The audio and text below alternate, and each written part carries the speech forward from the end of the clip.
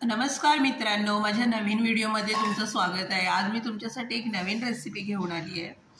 त्या अगोदर तुम्ही माझ्या चॅनलवर नवीन असाल तर प्लीज लाईक करा, शेअर करा, सबस्क्राईब। आज मी बनवणार आहे अंड्याचं कालवण आणि डोसे।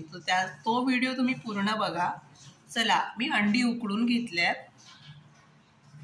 त्यानंतर मी सुकं खोबरं घेतलं 1 वाटी, 1 कांदा घेतला आणि 2 टोमॅटो घेतले, बारीक चिरलेत। आता मी पुढची कृती तुम्हाला सांगणार आहे।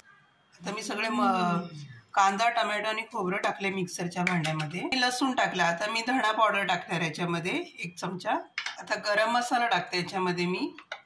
आता हळद टाकणार याच्यामध्ये मी अर्धा चमचा। आता मी मीठ टाकणार याच्यामध्ये थोडंसं। आता हे लाल मिरचीचं वाटण आहे, हे मी टाकणार आहे। फक्त लाल मिरची आणि मीठ वाटून ठेवलेले वाटण आहे।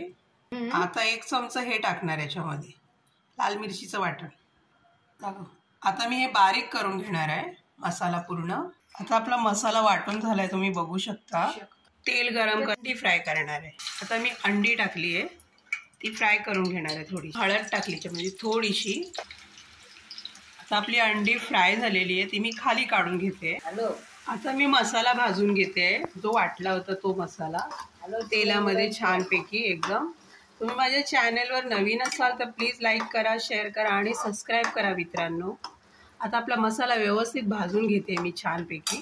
अंडी टाकल्या, आता मी पाणी ओतते याच्यामध्ये।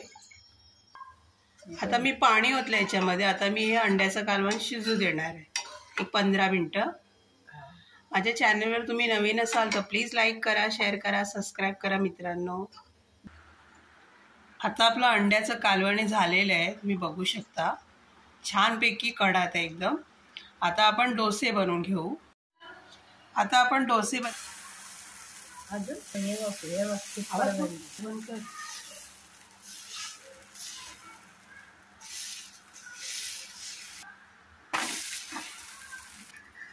आता आपला डोसा रेडी झालेला आहे। आता मी या थाळीमध्ये काढून घेणार आहे। आता आपलं अंड्याचं कालवण रेडी झालंय, तुम्ही बघा। मी अंड्याचं कालवण घेतलेलं आहे, त्यानंतर कांदा आणि लिंबू घेतलेले आणि डोसे घेतलेले आहे। आता आपलं जेवण रेडी झालेलं आहे खाण्यासाठी। व्हिडिओ आवडला तर प्लीज लाईक करा, शेअर करा, सबस्क्राईब करा मित्रांनो। आणि मला कमेंटमध्ये तुम्ही नक्की कळवा। धन्यवाद।